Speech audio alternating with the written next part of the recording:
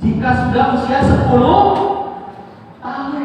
Jadi Bapak Ibu, tawanan anak kita ini sekarang jadi tawanan antara 7 sampai 14 tahun, sholat itu sudah harus. Dan kita mengawal sholat itu, jangan sampai anak kita tidak sholat.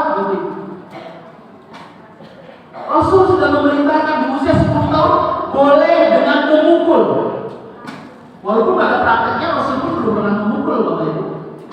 Tapi ini betapa pentingnya sholat sehingga anak usia 7 sampai 10 tahun sudah harus sholat. Apalagi setelah itu. Secara hukum fikih memang belum ada perintah wajibnya, Bapak Ibu sekalian. Tapi sudah membiasakan. Bapak Ibu sekalian, di usia ini anak-anak sudah mengerti mana halal dan haram. Yang sederhana tentunya, ini milik kita, ini milik orang lain, ini hak kita, ini hak orang lain. Itu harus sudah kenalkan ke anak-anak kita yang sekarang di SD salah ini, Bapak Ibu. Sehingga anak tidak akan pernah melakukan yang namanya mencuri atau mengambil hak orang lain. Kita sudah kenalkan. Komunikasi aktif kepada mereka, Bapak Ibu sekalian. Dan ada reward punishment, ada empati, ada apresiasi terhadap anak-anak usia ini. Jadi Bapak Ibu sekalian, tawanan yang dimaksud tadi itu betul-betul menjaga anak kita jangan sampai melakukan pelanggaran, menjebol hal-hal yang tidak dibolehkan. Maka kita harus kenalkan semua aturan-aturan itu, Bapak Ibu sekalian. Soal sholat, puasa itu harus sudah kenal anak-anak kita di usia ini. Bahkan sampai anak itu mandi. Kalau anak kita berbuat baik, Bapak Ibu, biasakan ngasih hadiah. Saya pengen tahu ada yang pernah ngasih hadiah anaknya di usia-usia ini? Anak-anak pengen tahu seberapa banyak? Kasih hadiah anaknya. Ada yang sama sekali tidak ya? Apa hadiah yang boleh kita tahu? Yang heboh hadiah untuk anaknya di usia ini. Saya pengen tahu. Apa? Sepeda. Apa yang menjadi Bapak melakukan itu? Sepeda? Kenapa sampai dibeli sepeda? Apa? Perlakuan apa? Prestasi ini? Oh, karena akademik, prestasi akademik. Selain itu tidak? Bukan, hanya prestasi akademik. Karena juara satu misalnya.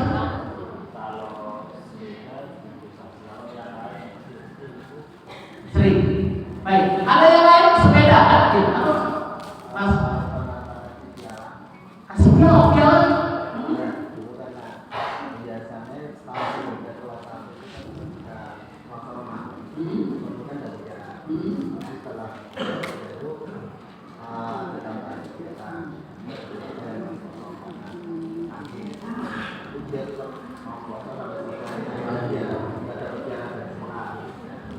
Subhanallah. Ngasih dia anak senang dikasih dia apa? Anak senang dikasih sepeda, menyenangkan anak di usia ini juga mungkin. Usia 7 sampai 14 agar anak tidak keluar dari relnya, maka kita apresiasi. Kita bikin anak kita senang, memberi hadiah. Minimal hadiah itu bilang apa Bapak Ibu? Ucapan yang menyenangkan itu aja. Bapak Ibu sekalian, jangan banyak marah atau bahkan jangan ada marah di usia-usia ini juga. Hindari kalimat-kalimat kotor itu Bapak Ibu. Bapak Ibu, pastikan pagi hari tersenyum. Apa? Pagi hari apa? Tersenyum. Jadi kalau mau marah tahan dulu, tunggu jam 12 malam. Pastikan pagi hari tersenyum. Dan tidak perlu bertumpah pagi-pagi. Bertumpah. Ini Papa mau ngasih duitnya. Nanti kalau dicilok jangan saya abang itu abang yang pakai baju merah aja. Nanti, banyak sekali padahal ngasih duitnya boleh itu. Bapak Ibu sekalian, ucapan yang keluar dari kita ketika anak-anak usia begini di pagi hari itu ucapan yang menyenangkan, kalimat yang indah di didengar oleh mereka. Jangan ada kata-kata kotor kepada mereka usia ini, Bapak Ibu. Tidak perlu lagi Bapak Ibu tanya anak siapa kamu. Ibu-ibu yang ketawa. Maka yang biasa itu bapak ibu-ibu ya. Anak siapa kamu? Kok aneh? Itu sampai anak itu mungkin juga bertanya-tanya. Aku selama ini anak siapa ya? Padahal aku tidur ya di situ. Aku juga nggak pernah bayar kos gitu ya. Kok tiba-tiba ibu aku kok bilang anak siapa? Jadi itu tidak perlu, itu bahasa udah lama, udah lewat. Tidak perlu kalimat itu terucap. Anak siapa kamu? Justru anak itu bertanya, lah ibu siapa? Jadi Bapak Ibu sekalian, di usia ini anak pastikan mandiri dalam hal sholat, cari sukunya oke, puasanya iya, komunikasi tadi ada yang egois tadi di sini, ada yang bilang tidak sosial. Kita ajak anak-anak kita sosialnya bagus saja. Sosial bagus itu ramah, bincang dengan kawannya, biasa menyapa orang. Itu bersosial itu komunikasi betul. Hari ini anak-anak tadi seperti yang disebutkan oleh bapak-bapak tadi, egois tinggi, karena sering pegang gadget. Jadi terbiasa individualis menyendiri. Sudah tidak zamannya, bukan sudah tidak zamannya, harus kita hentikan. Jangan sampai tahanan atau orang-orang yang kita kawan itu keluar dari relnya dengan pegang gadget berlama-lama. Jadi pegang gadget pun Bapak Ibu ada waktunya, karena kalau menghilangkan mau nggak bisa, betul? Apa ada? Saya pengen belajar kalau ada anak usia SD betul-betul tidak pegang gadget sama sekali, ada? Wow, ternyata, nggak ada. Memang nggak bisa ya Bapak Ibu ya. Ada yang di rumahnya punya aturan. Siapa yang tahu? Angkat tangan. Yang di rumahnya punya aturan untuk pegang gadget. Coba, seberapa orang?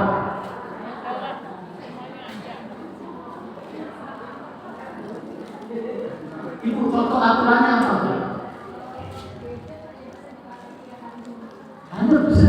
Jadi sering sampai satu. Subhanallah.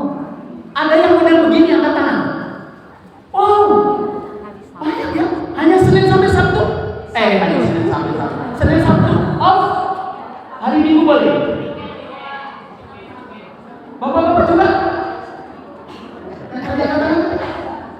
Senin sampai Sabtu off. Ahad nggak boleh. Oh tidak.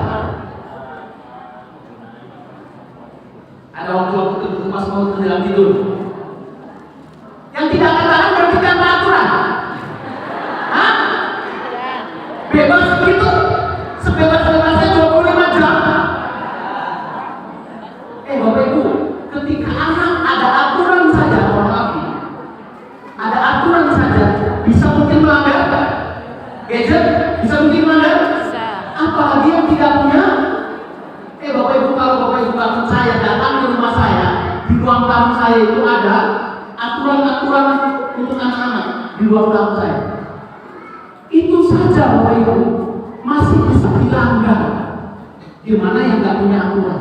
Misalnya nih, baca buku wajib baca buku 15 menit setiap hari. Waktunya pada asar atau pada maghrib, itu jelas difiguran. Aturan itu saya mau kasih figuran. Itu anak bisa nyuri waktu, kemudian tidak baca. Sekarang aturannya saya katakan, kalau baca buku yang bukan Al-Quran dan bukan buku sekolah, duduk di teras supaya saya melihat. Hari ini Bapak Ibu, bukan hari inilah, orang Indonesia biasanya. Orang Indonesia itu tidak suka baca. Bapak Ibu orang Indonesia? Bapak Ibu orang Indonesia? Ya. Orang Indonesia kan tidak suka baca. Betul? Jangankan baca buku, baca SMS saja kalau sudah kepanjangan, nggak sampai selesai. Betul? Jadi Bapak Ibu saatnya, malah kalau bisa hari Salam bisa memperlakukan aturan ini. Kalau sudah berlaku, alhamdulillah sudah berjalan. Jadi Bapak Ibu, anak-anak kita sudah saatnya dimotivasi untuk membaca buku selain buku sekolah. Diawali dengan buku-buku yang paling enak dibaca oleh anak-anak yang bergambar. Apa namanya disebut buku bergambar? Komik. Komik. Komik kan Muhammad Al-Fatih itu ada komiknya tuh. Sampai berapa jilid? Itu anak-anak senang. Dan diwajibkan dari sekolah, didukung oleh orang tua, anak insya Allah pasti mau. Di usia begini namanya tahanan dalam kendali kita ketat. Jam sekian sampai jam sekian baca buku. Bagi yang handphone tadi, yang handphone tidak diatur jam berapa, tapi mungkin ada peringatan, minimalnya para ayah, para bunda, jangan pegang handphone pada saat adzan dikumandangkan. Pastikan untuk anak kita, begitu adzan dikumandangkan langsung off. Tapi jangan dilempar ya. Apalagi kalau handphone murah dilempar udah. Syukur alhamdulillah kan tidak terjadi lagi. Jadi Bapak Ibu, ketika adzan dikumandangkan, contohkan dari ayahnya dan bundanya. Adzan dikumandangkan, berhenti handphonenya, bergegas ambil air wudhu, berangkat ke masjid. Itu Bapak Ibu sekalian. Anak-anak kita ini usia 7 sampai 14 tahun adalah tawanan. Kalau usia 14 sampai 21 tahun itu sahabat, kita tidak bahas di sini. Di lain waktu ya. Bapak Ibu, pendidik yang baik atau pendidik utama itu siapa untuk anak-anak? Ayahnya atau ibunya? Guru itu membantu Bapak Ibu. Yang punya peran utama mendidik anak adalah ayahnya dan ibunya, atau ayah atau ibu. Salah satu atau dua-duanya Bapak sekalian. Dalam mendidik itu memberikan contoh, menciptakan lingkungan yang baik, memilihkan sekolah terbaik, ruang diskusi harus ada Bapak Ibu bersama anak-anak kita biasa diskusi. Kemudian kita harus senang Bapak Ibu mendengar curhatnya dari anak-anak. Bapak Ibu yang berbahagia, para ayah terutama yang sini, cara membersamai anak, maka pastikan anak kita punya lingkungan yang baik. Tetangga, teman-temannya itu pastikan kita kenal dengan baik, supaya anak kita terjaga. Jangan dibiarkan main bebas. Orang tua itu pendidik utama yang akan diminta pertanggungjawaban tentang pendidikan anaknya. Itu orang tuanya, ayahnya atau ibunya, terutama ayahnya yang bertanggung jawab. Tapi yang banyak mendidik tentunya ibunya atas instruksi dari ayahnya. Itu penting sekali Bapak sekalian. Jadi pendidikan anak ini orang tua. Maka sebenarnya Bapak Ibu, pendidikan itu berhasil kalau pendidikan berhasil jika 3 komponen saling menyatu. 3 komponen itu apa saja? Guru, siswa, sama orang tua. Jadi pendidikan itu Bapak sekalian akan berjalan dengan baik kalau ketiganya saling menguatkan. Guru, siswa, dan orang tua. Ada kabar gembira dari Rasulullah SAW Bapak sekalian. Tidak maka ibnu Adam in qata'a amaluhu illa min salah. Kalau anak Adam mati atau manusia mati begitu, semua terputus kecuali 3 hal. 1,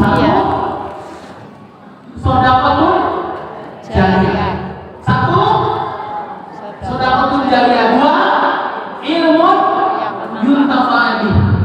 Yang ketiga, waladun sholeh yaqulahu. Jadi Bapak Ibu, ada kabar gembira dari Rasul, dan kabar gembira itu jika kita memenuhi semuanya, subhanallah, tidak 1 tapi 3. 1 sedekah jariyah, 2 ilmu yang bermanfaat, 3 anak soleh. Minimalnya Bapak Ibu, kita punya anak soleh yang selalu mendoakan orang tua. Bapak Ibu, pernahkah mendengar satu informasi Rasul SAW itu pernah masuk atau dibawa oleh malaikat ke alam barzakh? Kemana Bapak Ibu? Kemana?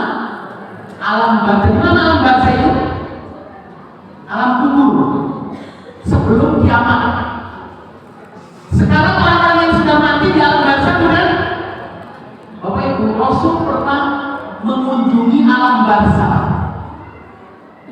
Ketika Rasul datang ke alam barzah, Bapak Ibu, tentu bersama malaikat, itu ada orang yang sedang disiksa.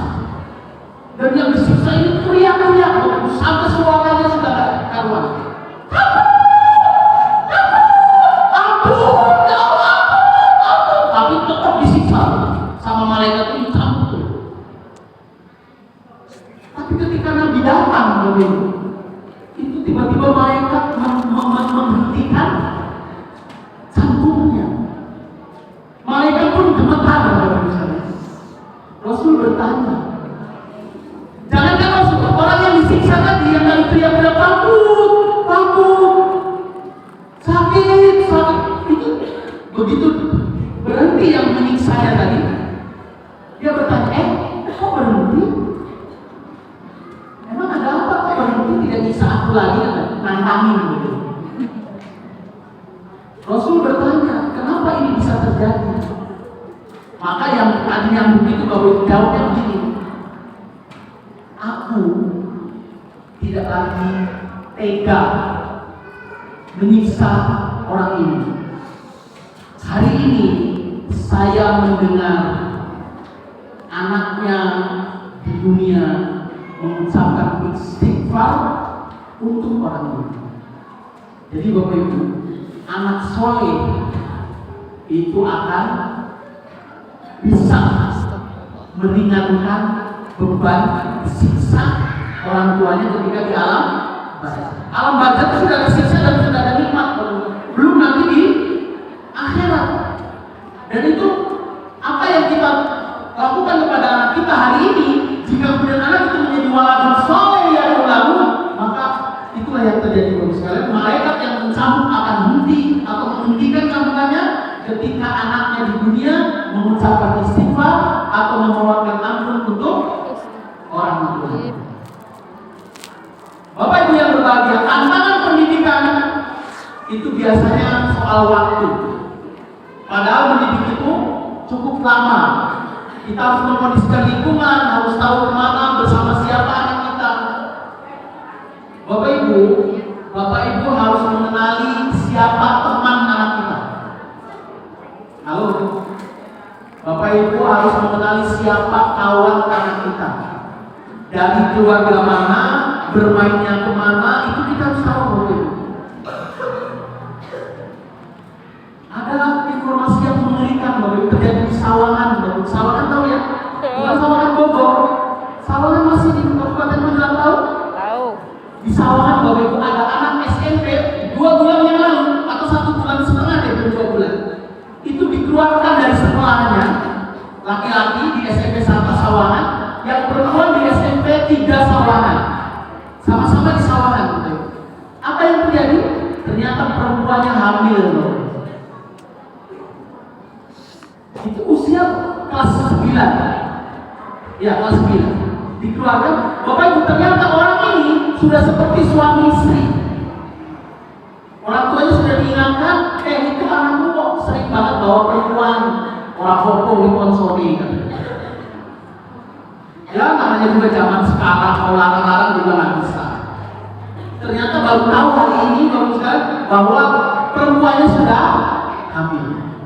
Dan dikeluarkan sekolah dari sekolahnya, dikawinkan akhirnya Bapak Ibu setelah dibanyak nasihati oleh pihak KUA. Itu yang terjadi Bapak Ibu. Padahal baru kelas 9 dan sekolahnya sudah berhenti, tidak boleh lagi di situ. Jadi kita harus tahu siapa kawan anak kita, dari keturunan siapa, bermainnya kemana, itu harus tahu Bapak Ibu. Itu tantangan pendidikan hari ini.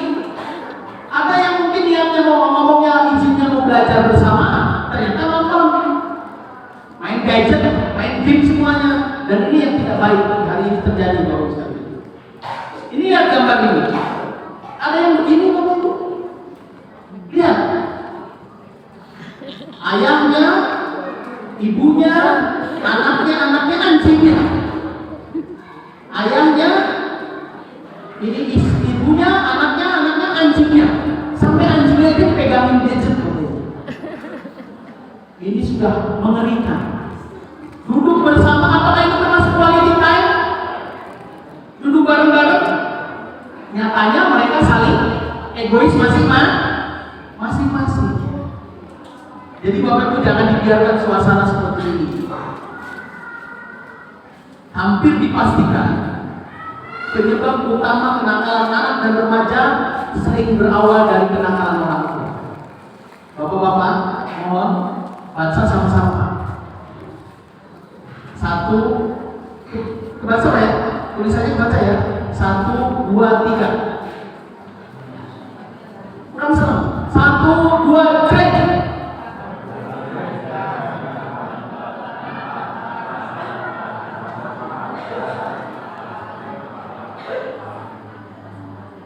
Ibu-ibu bisa kebaca dari belakang? Bisa? Enggak? Berdiri, kalau berdiri bisa? Oke, 1, 2, 3 yang bisa. 1, 2, 3. Hampir dipastikan penyebab utama kenakalan anak dan remaja sering berawal dari kenakalan. Biar semuanya berdiri, Ini sepertinya mulai ke jam 12 soalnya. Ayo berdiri semuanya. Gak mau tutup kita. Ayo berdiri semuanya. Ya bapak-bapak berdiri juga Pak. Biar kita selesai dalam suasana stres. Ayo berdiri semuanya. Ikuti kata-kata saya. Sudah siap? Hampir dipastikan. Lagi.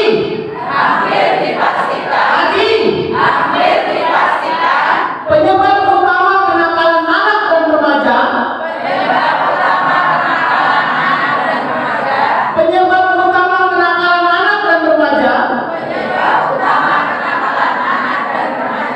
Sering berawal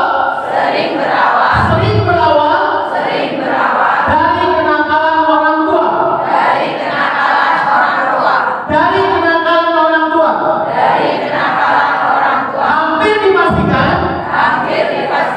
Penyebab utama kenakalan anak dan remaja. Sering berawal dari kenakalan orang tua. Masuk akal? Goyang-goyangan tangannya, gerak-gerakan tangannya. Tempel di dahu, di bangku di tangannya. Masuk akal. Goyang lagi. Masuk akal. Terima kasih selalu. Bapak Ibu, mengakui tidak bahwa ini tulisan apa ini? Kenakalan anak dan remaja itu hampir dipastikan penyebabnya siapa? Bukan preman jalanan. Penyebabnya kita, orang tua. Kenapa bisa terjadi? Bisa jadi kita kurang kontrol, bisa jadi kita kurang banyak mengerti dunia mereka. Bisa jadi kita mungkin kurang peduli karena sibuk dengan urusan dunia sendiri. Betul tidak? Ketika kita sibuk dengan urusan dunia sendiri, dunia anak-anak kita abaikan. Maka Bapak Ibu sekalian, anak-anak kita sudah remaja, apalagi kalau sedikit 4, 5, 6. Kenakalan itu terjadi, walaupun mungkin kita tidak nakal, ketika kita tidak banyak tahu tentang dunia mereka, itu bagian dari nakal. Jadi bagian dari nakal orang tua, ketika orang tua itu tidak tahu dunia anak-anak. Ketika orang tua tidak pernah menyapa, bisanya marah dan marah. Lihat Bapak Ibu, ada yang begini di rumah? Mudah-mudahan ini orang tetangga ya. Bukan anak kita kan ini? Bukan ya? Pasti orang ini putih-putih kok. Anak kita kan nggak putih, halo. Tapi ada yang model begini anak kita? Tapi jangan Bapak Ibu ya. Lihat, ya Allah egois banget. Bertiga tapi sendiri-sendiri ya. Ada yang begini juga? Tetangga lah yang ada ya. Anak kita insya Allah nggak beda.